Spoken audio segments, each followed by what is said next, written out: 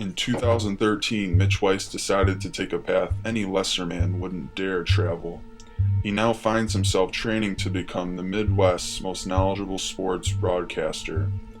Focusing on Big Ten and Detroit sports teams, he decided to create a dwelling where his training would go undisturbed, a cave. More specifically, the man cave. No girls allowed. Mitch enlisted a team of highly sophisticated cavemen into his service to assist him in his tireless search for, well, sports stuff. When they're not sleeping, eating, or, oh yeah, they're analyzing sports as best a caveman can. You have now entered the man cave.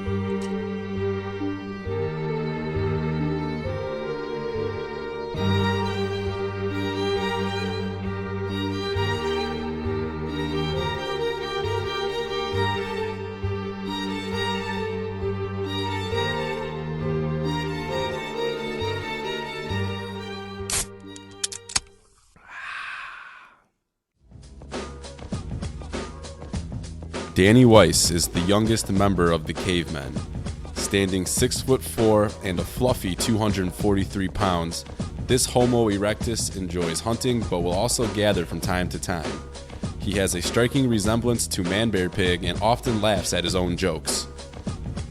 At 5'11", 190 pounds, Milton Marcus Lafayette O'Quinn III has the daunting task of being the president and only member of the Joey Harrington fan club.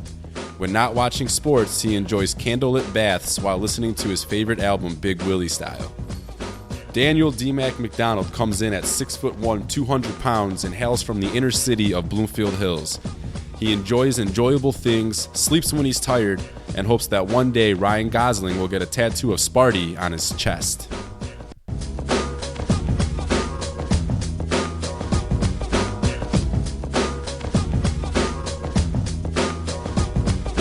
Welcome to the show, everybody. My name is Mitch. And this is the Man Cave. Hey everyone, welcome to this episode of Mitch's Man Cave. We're happy to be back down here recording the sports. Yes.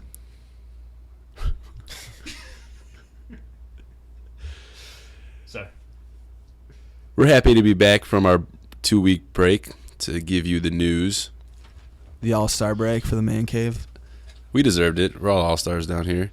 All refreshed now. So let's do a recap of the last 2 weeks. Let them know what they missed.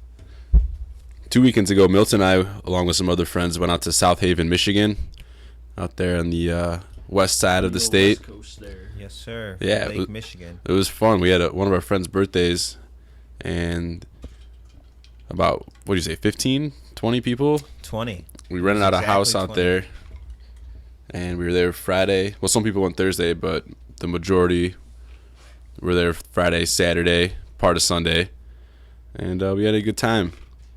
What'd you guys do? Friday night, I didn't get there till around 6, and Milt didn't get there till around like 9, Yeah, 9:30. Mm-hmm. And so right when I got there, we started grilling, and we played some volleyball in the backyard. There was a volleyball net, which is pretty cool, and a fire pit, and drank some beverages. Not too many, though. Well, at least myself. I was trying to pace myself so I would be okay for the beach the next day. Right. My plan didn't really work off because I got to the beach, and I don't know if it was a combination of the heat and the binge drinking the night before, but I had about an hour there where I was really struggling. I was face down in the towel, just sleeping, trying to get myself back together. But then ended up having a great time the rest of the day. Did you bump set Spike, if you know what I mean? Maybe. Gentleman doesn't bump sets and Spike and tell. Talking about volleyball, man. Yeah, what are you talking about, Mitch? Volleyball. Bump setting and spiking. Why guys don't talk about it because it's Jason Collins-esque, or what do you mean? Well, if I'm going to do it, I like to prefer doing it on the beach. But in this case, it was in the backyard, which is a little bit trashy.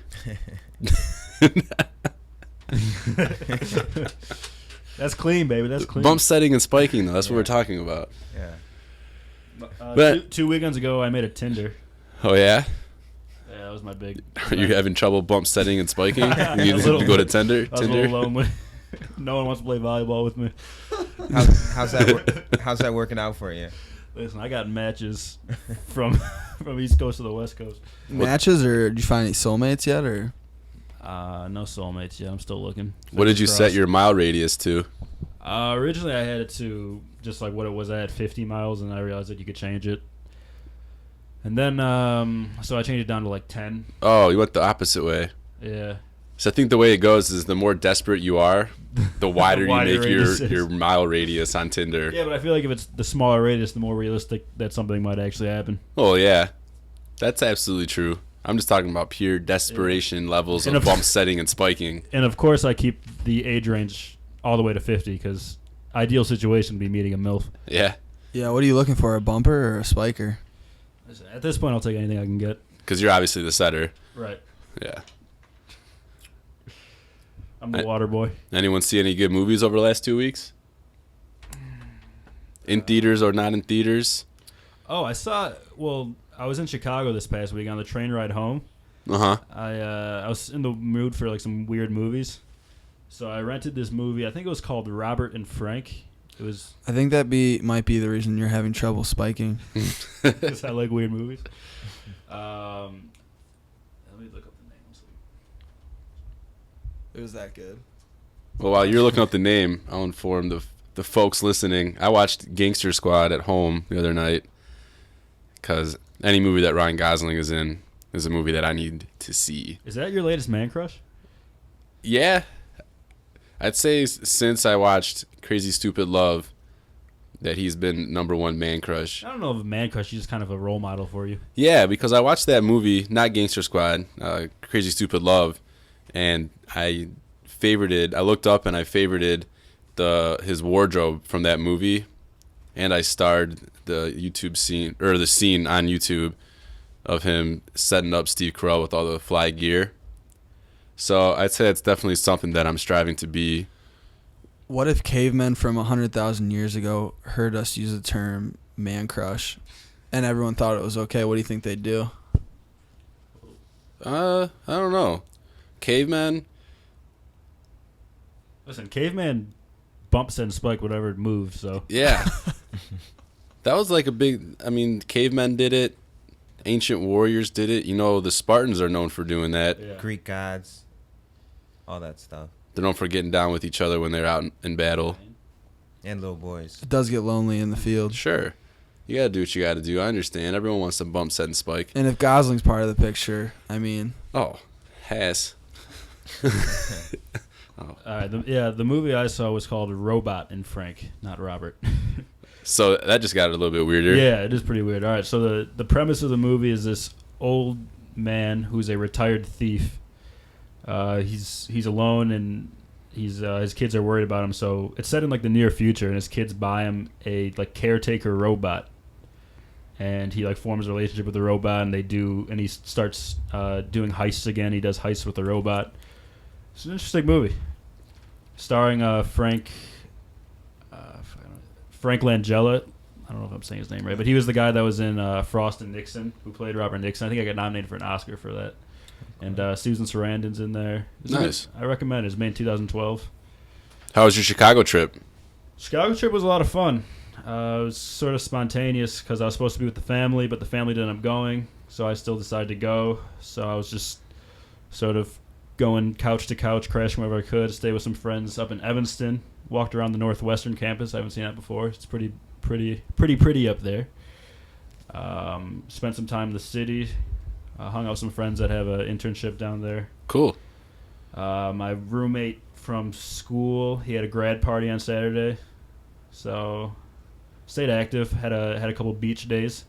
The beaches there are really nice. They're like downtown. It's kind of weird though, because like you look left down the shore and like looks like you're in Miami, and then you look right and you see the Chicago skyline. Yeah. It's kind of, but you're in the Midwest. I don't know. It's weird. They did a good job building the city around the waterfront. Yeah. Got a nice tan. Yeah, you look like it. Yeah. Nice and crisp.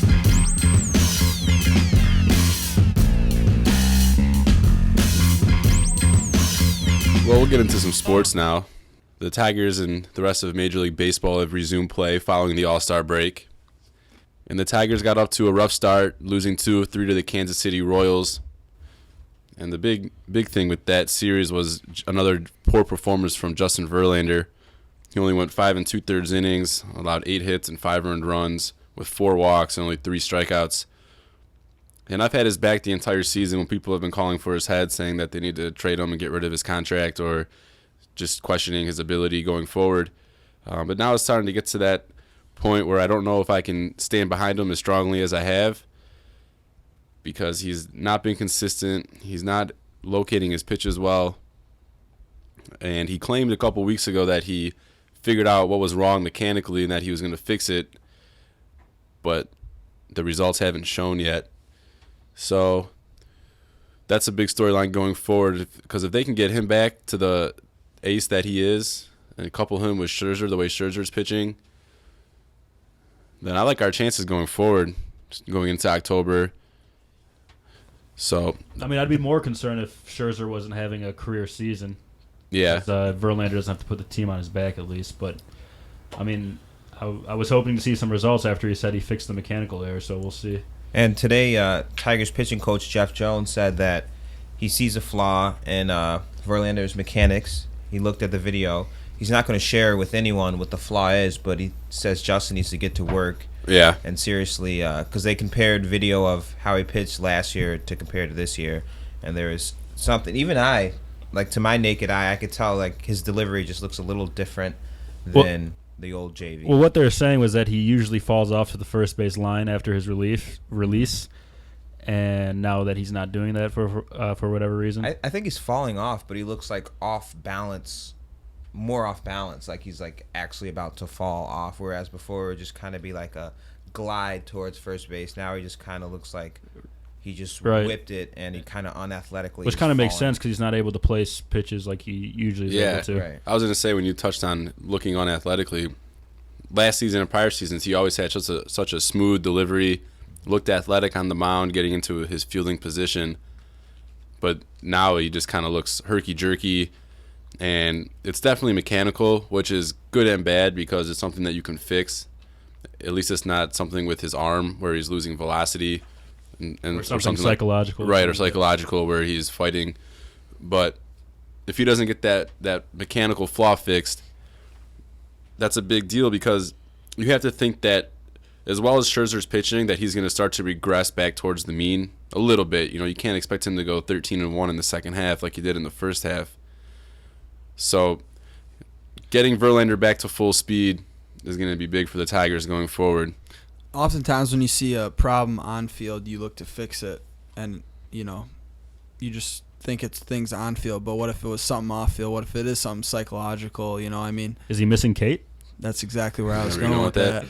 Oh yeah, I think oftentimes when you have a problem on the field, you can look off field first and find out what's going on. So he's missing Kate. He's looking for a new spiker. Well, Justin, if you want to go out the caveman, we know a lot of nice girls we can introduce you. I know they're no Kate, but you Yeah. got to start somewhere. Dan's getting some great matches on Tinder. No, I got some great He can throw gals on some your Tinder. way.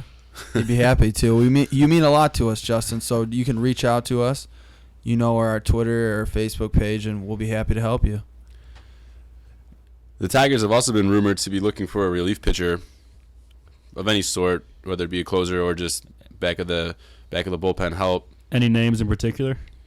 Yeah, for names like Francisco Rodriguez and Java Chamberlain. Jabba Chamberlain, Houston Street, Luke Gregerson. But the bullpen has actually been pretty good since the play resumed. I don't think they have a lot of run yet, and they've pitched something close to 8 innings.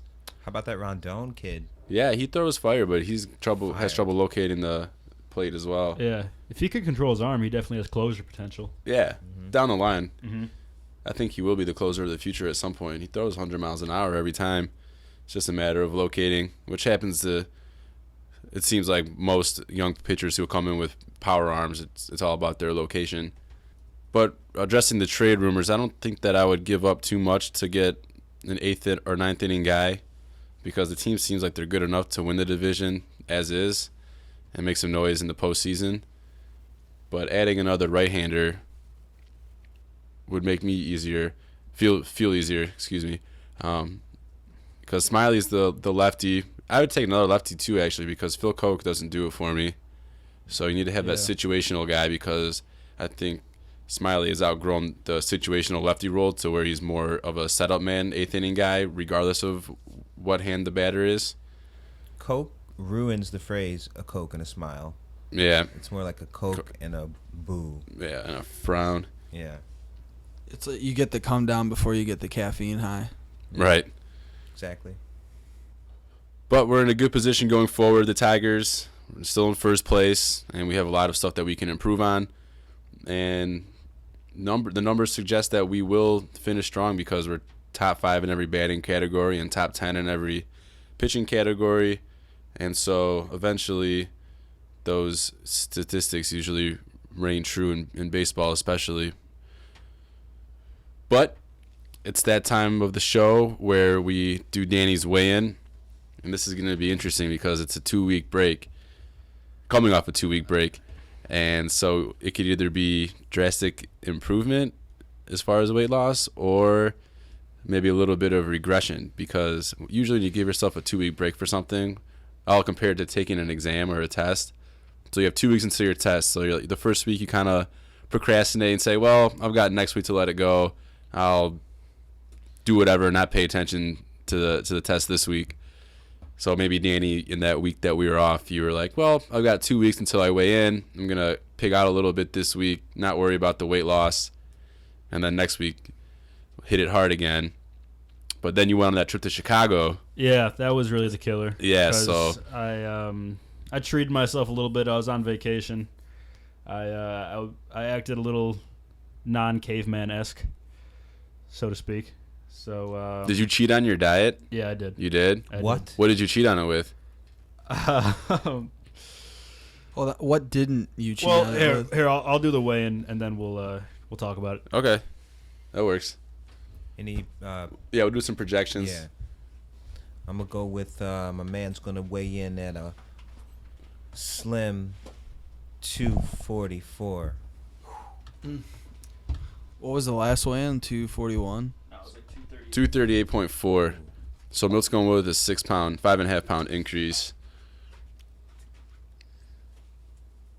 That's a little high, but I'll stick with it. I'm gonna go in the 240s. I don't know if I want to do low 240s or high 240s. Milt's right in the middle. I'm gonna do 242. I think he's going back to 242. That seems to be the weight that he goes back to if he cheats a little bit. Yeah. I'll give you 238, Danny. Wow, you're gonna stick with where he was last week. I'll give you some stagnacity. Okay. Let's get this picture.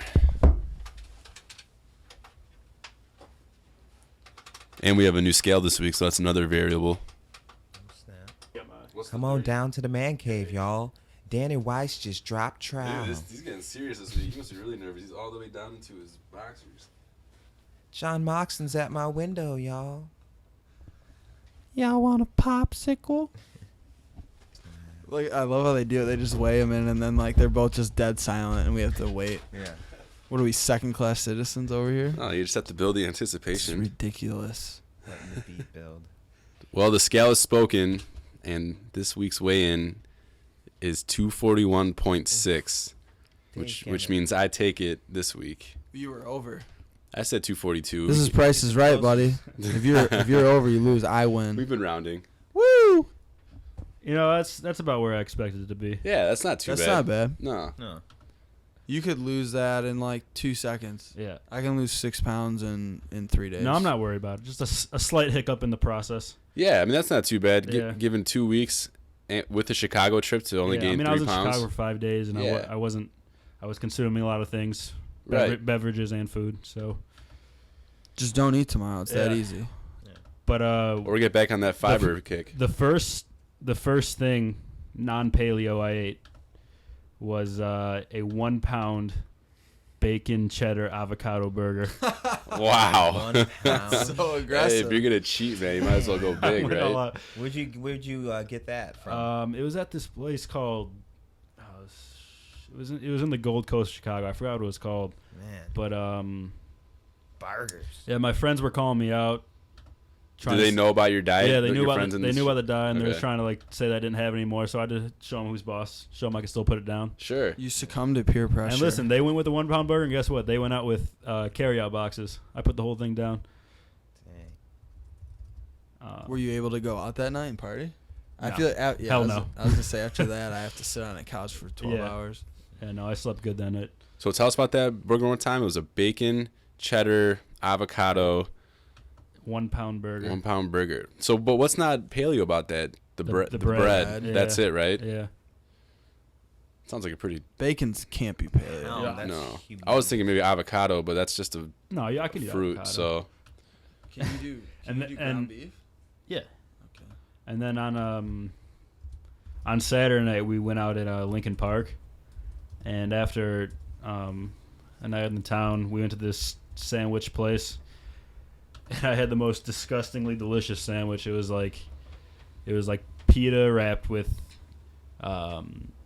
chicken fingers and French fries and like hamburger and buffalo sauce. It was just Dang.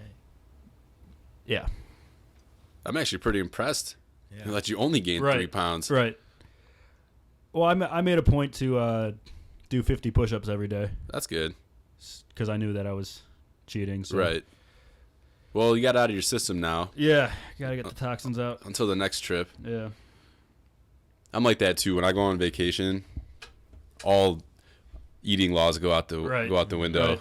I'm eating whatever, I was treating whenever. myself, 'cause I've been good the past. It's been about a month and a half. Yeah. now? Yeah. You know, some diets they say that you need to do a cheat day every now and then, just psychologically to keep yourself Right. motivated to do it, because you're always finding yourself wanting Right. to eat the cheat foods. And now that I'm back, I feel kind of guilty, and I want to get right back into it. It's not like I've fallen off the wagon. So Right.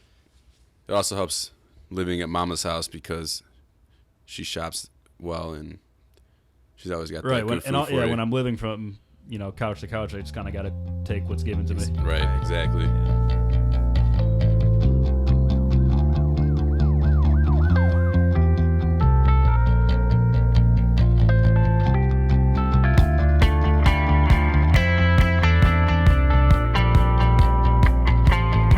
Football season is right around the corner, and I'm starting to smell it in the air.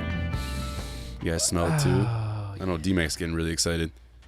That's all he's been talking about lately. What are we, 40 days away from kickoff? About? Just about. Lions training camp starts Monday, July 29th.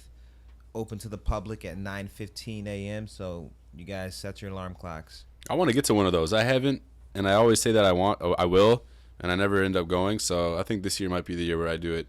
Me too.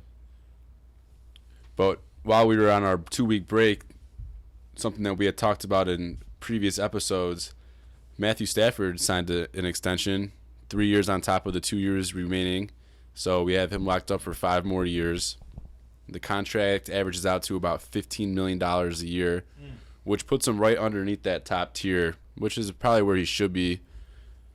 I think the top guys make around $20 million a year, so with him making 15, he's probably right where he should be as a young, somewhat proven quarterback, but still with potential to grow.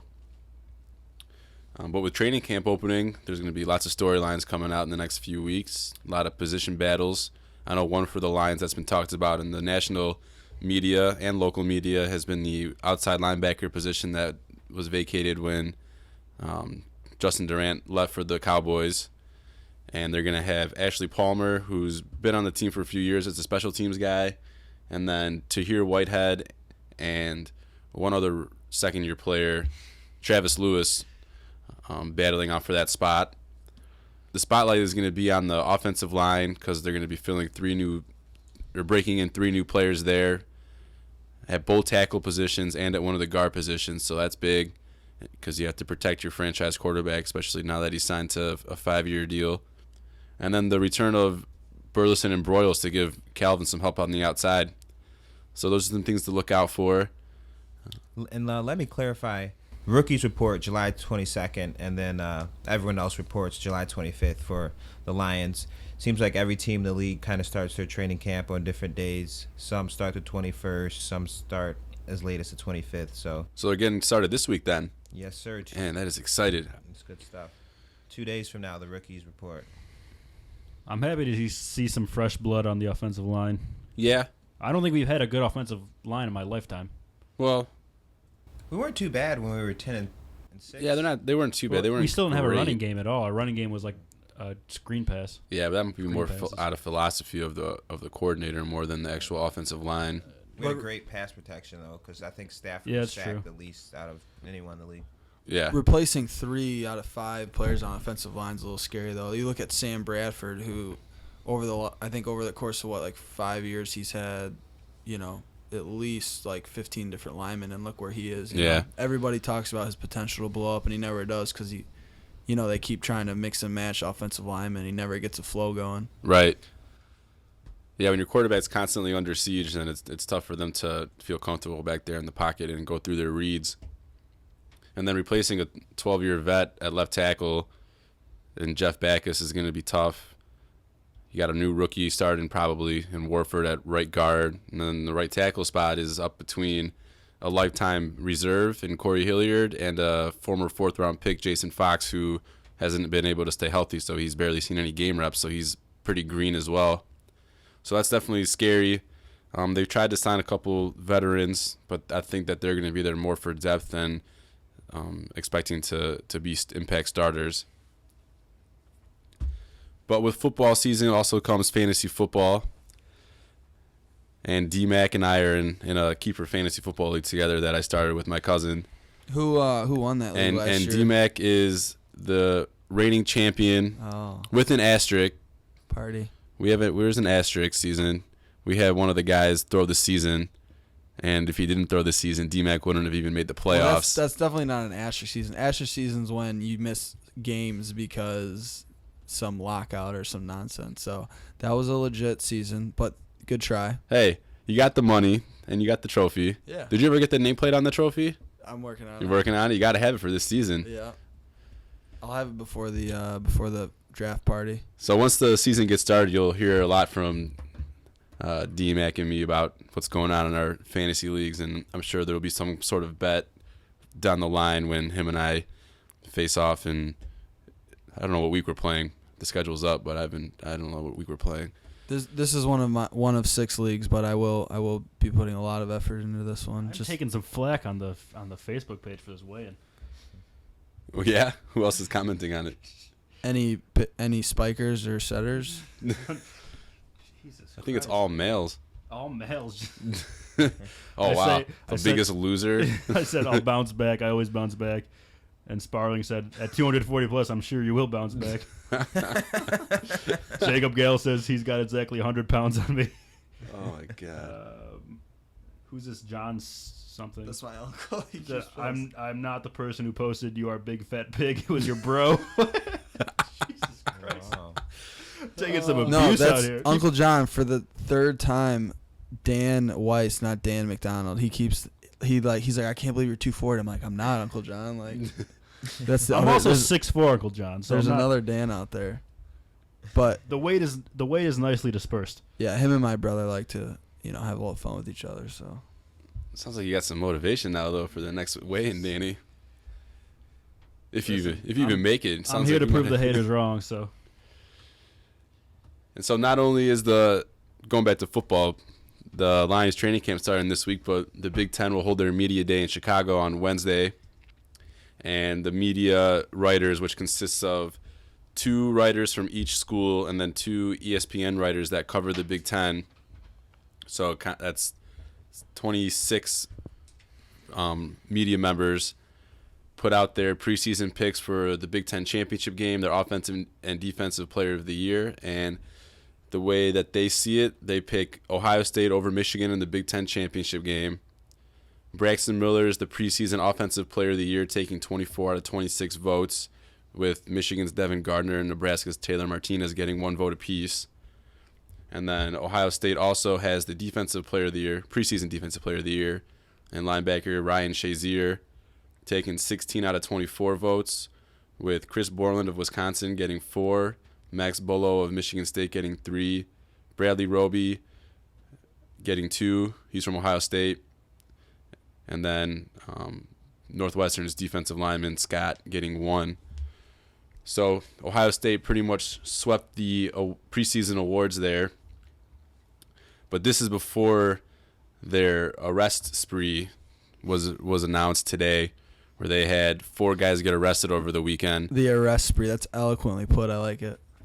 They have 4 guys this weekend. They had 1 guy who got busted earlier in the month, so that puts them at 5 arrests in the month of July. But the one this weekend that was really bad was their starting running back, Carlos Hyde, who ran for close to 1,000 yards last year, but scored 16 touchdowns and was a good compliment to Braxton Miller as far as running styles, because he's more of a bruiser and Braxton's more of the elusive guy. He got arrested and charged for punching out a female at a bar.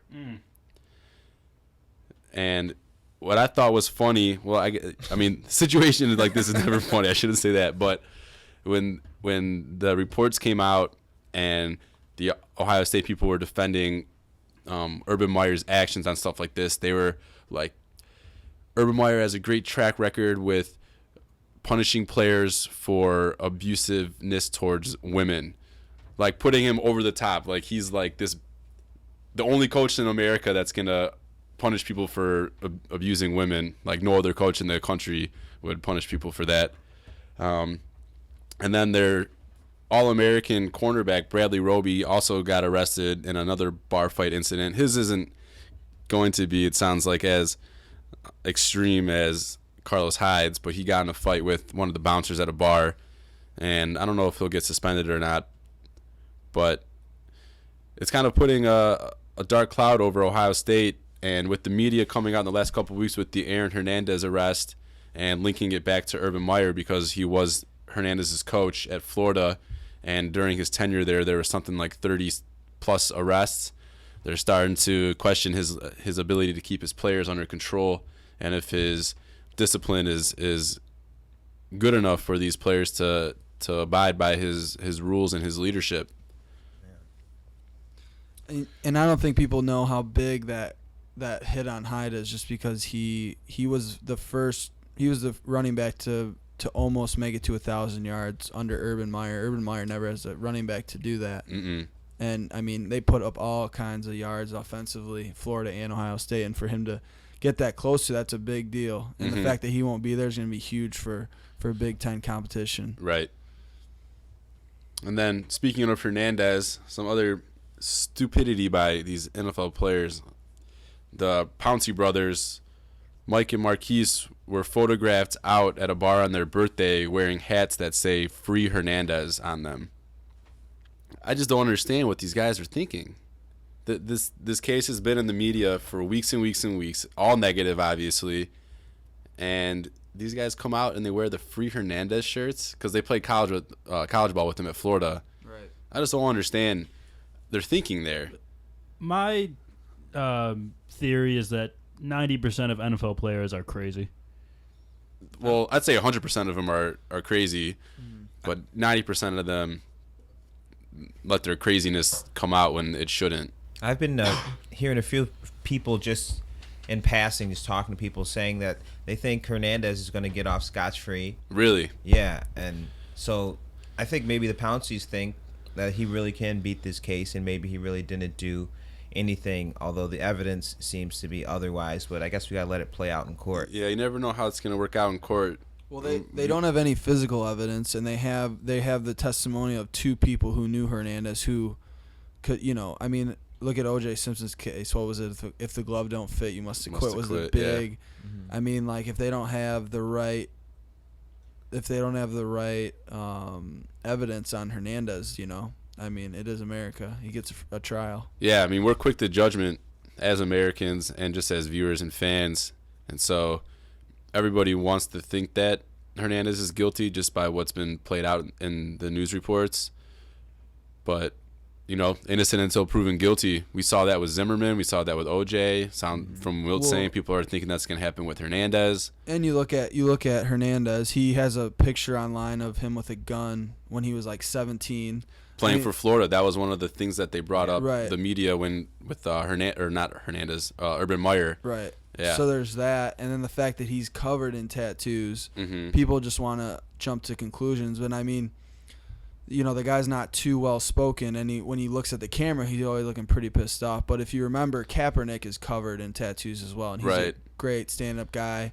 When he gets in front of the camera, you can't help but like the guy, and I mean, so it's just quick to jump to conclusions, and I'm excited, not excited, but I'm willing to see how this Hernandez thing plays out. I hope he's innocent. He's got too much talent to waste it like that. I mean, it's crazy to me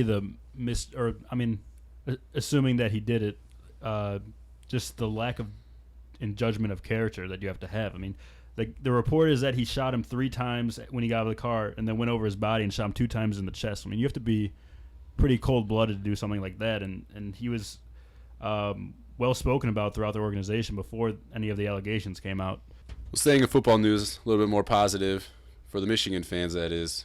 Ticket City recently did a ranking of the most engaged fan bases in college football, and Michigan was number 1, scoring a perfect 100 score. Let's see if Michigan State's on here. Michigan State placed 16th with a score of 70.52, or 16th, I'm sorry. So both made the top 20, which shows how much Michiganders, Michiganians, whatever part of the state you're from and how you like to say it, love their football. We're definitely a big football state. So that's pretty cool. Yeah, I'm excited for the season to start. It's always a double-edged sword. I think I've touched on this in previous episodes, but as much as I love football season, that means that summer's coming to an end. Yeah. But I'm okay with that because I think I'll happily say goodbye to the 103-degree days. Yeah, that's what I was going to mention. I mean, if this heat doesn't quit, I'm going to be very, very, very happy for the summer to end instead of feeling bittersweet like I normally do. I'm always a big fan of fall. You get to wear a sweatshirt, jeans, be comfortable, football, hang out outside, have a fire going. I mean, fall is just perfect. It smells so good. In Michigan. Fall's my favorite. It's my favorite season. Yeah. Because during the day, in September and October, you can still wear T-shirts and shorts occasionally, go outside and toss the ball around. Not only football, but you have baseball playoffs, and basketball starts in November. So all good stuff. And I'm excited for that season to get here.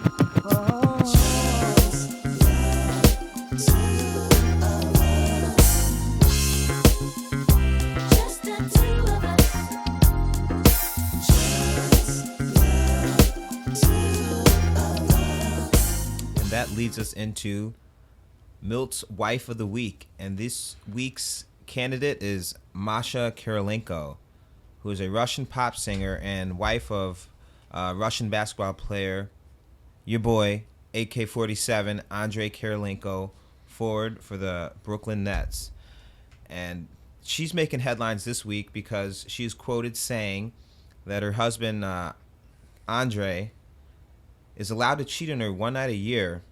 And she has a theory that this is supposed to curb the temptation throughout the year while he's on the road, because she says that most NBA players are very good looking and they have women all over them. So and a few stacks too. Yeah, they got a little change to play with. They can make it rain every now and again. So she just thinks that one day a year, if he's allowed to do it, have a one night stand, she's totally cool with it. And I think that's pretty awesome. Yeah, that's good. But doesn't one usually turn into 2, and then 2 turns into 3?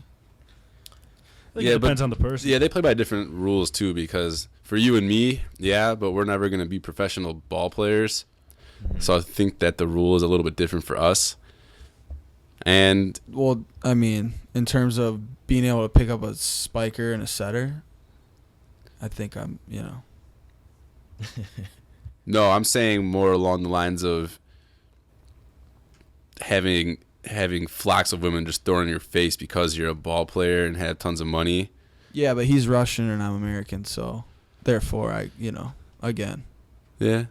The Cold War has been over for a while now, you know that. Right, but they're still stuck in prehistoric era. They sound pretty evolved in the marriage standpoint. They spend rubles. I think AK-47 makes about 1 trillion rubles a year. and Moscow has the highest percentage of billionaires or has the most billionaires of any country, but it's also one of the poorest countries in the world. So, I mean, the country itself is just It's a large whatever. country. I understand why she thinks that Well, he way. made the move and came to America. Right. I just want it to be known that we don't condone cheating on your wife here in the man cave. No. But if you have a wife that's going to set a rule like that, It's an interesting concept. it's interesting and Well, it's worth like noting. That movie, Let's- Hall Pass. Yeah. Let's not forget she's European. Right. And she's Eastern European. Right. So, and she's I wonder not if American. it works both ways. So like he gets to cheat once a year. Does she get to cheat once a year as well? That's a good question. She didn't clarify. I think she just did it to be like a good gesture, just like, Do you think he follows through with it every single time? I don't know. I But think it- all these NBA ball players get around when they go on the road. Mm-hmm. So I mean, hard it's to whatever, say. man. A girl can say that today, and then tomorrow she can tweak on you for doing that. Right. So, I mean, there's Like, that to always yeah. think about. And I was I'm just sure saying that to make you feel good. I'd actually think that you would follow through and do it. Like, Exactly. yes.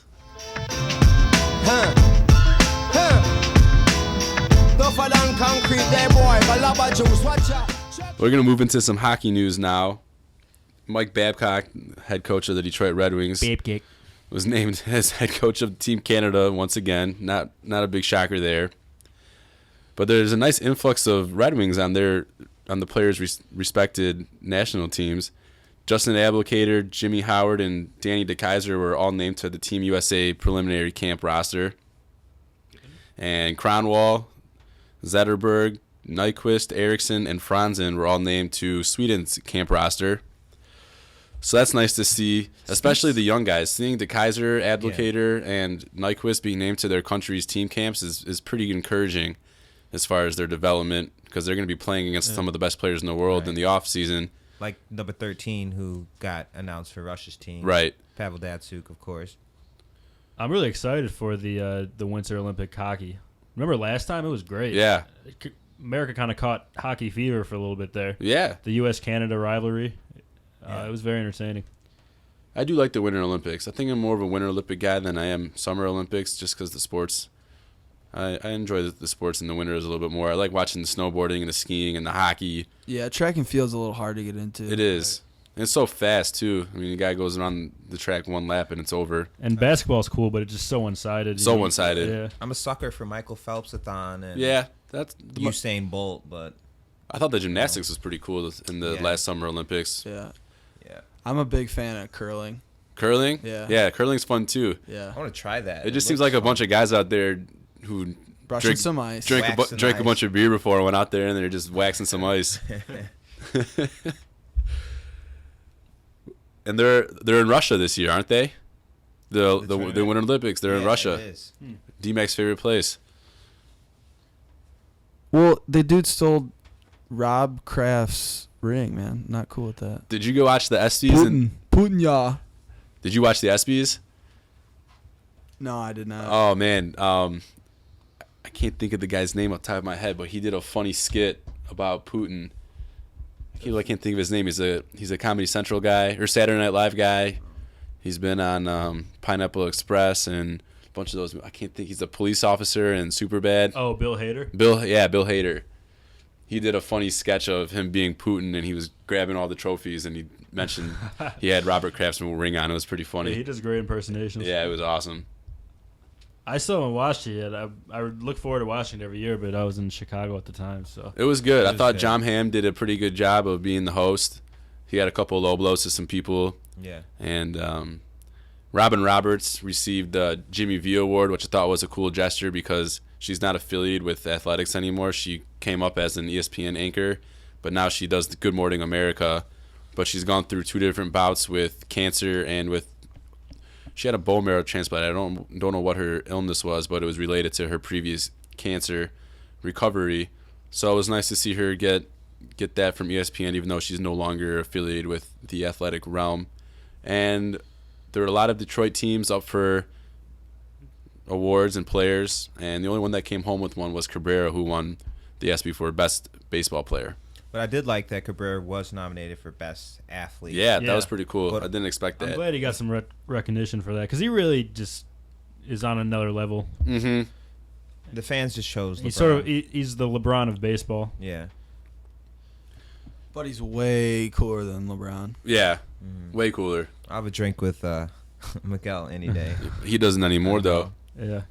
You JK. missed your opportunity. Yeah. I know. I should have caught him at the Townsend. Did Will Ferrell make an appearance? Will Ferrell did not. Oh, that's upsetting. That Tiger Woods Key and thing Peele still did. gets me. Yeah, the Tiger Woods thing is so funny. I think he might have made an appearance on the red carpet, but I don't remember for sure, so don't quote me on that. But the red carpet show was pretty funny too. They had Christian Ponder. Christian Ponder is married to The ESPN reporter. Yeah, her name is now Sam Ponder, but it was Steele. Sam Steele, right? Yeah. Sam Steele. And so they had those two together interviewing people on the red carpet before the show. It was pretty funny. They were kind of jabbing each other about life at home as married couple. It was good. She was a good pickup for Mr. yeah, Ponder. man, she is solid. She's cute. She's She's a solid. little cutie. Ponder's got a make or break year coming. He coming does. up, but at least he's got Miss Steele to go home to. Yeah. You know? So that's good. And I bet he'll have a future as an ESPN personality if his playing days end after Pretty next charismatic year. guy.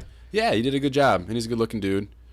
No, not man crush level. He's not Ryan Gosling. No Gosling. No, but he's out there. I'm holding out for a hero till the end of the night.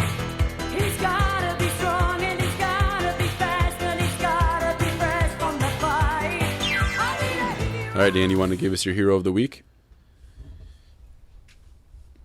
No. Okay, fine. Rude. Hero of the week, my man Mattingly Romanen.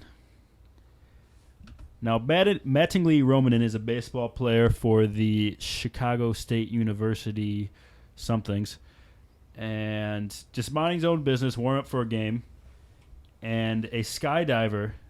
I don't know if that was planned or not, or if he was just a random guy, but a skydiver came down to the stadium and just took him out, just blindsided him, and teabagged him, humiliated him.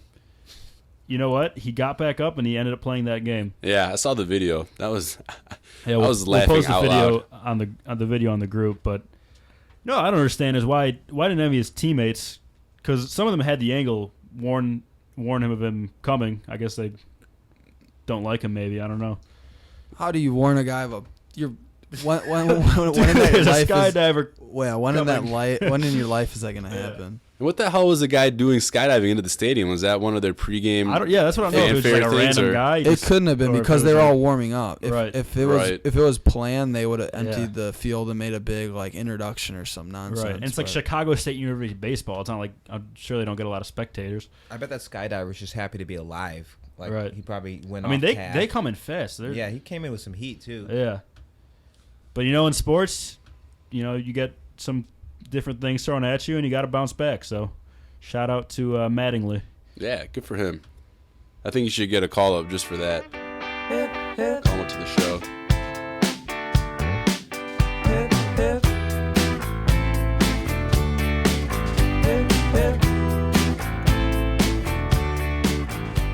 Oh, some big breaking news that just came through the wire. Former MVP Ryan Braun has been suspended for the rest of the season by Major League Baseball.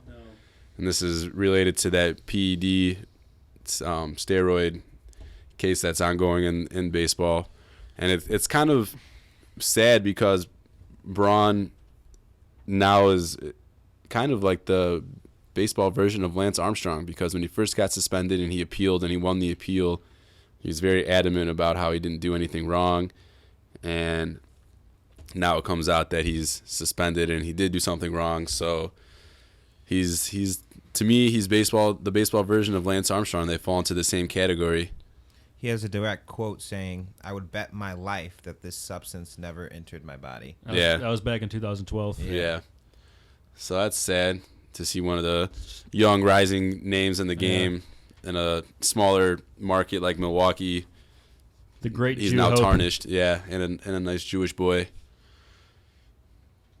We'll bounce back though. We'll find somebody else to take us. This is the summer of bouncing back. We always bounce back. Yeah. Did he even have an All-Star year this year, or it was kind of a down year? This year he was injured for most of the season, so it's been a down year. See, kids, don't do steroids. Yeah, it's bad for your body. It's bad for your name. It's bad for Jews. Just bad. Just bad all around. Thanks for tuning into this episode of Mitch's Man Cave, and you may now exit the Man Cave.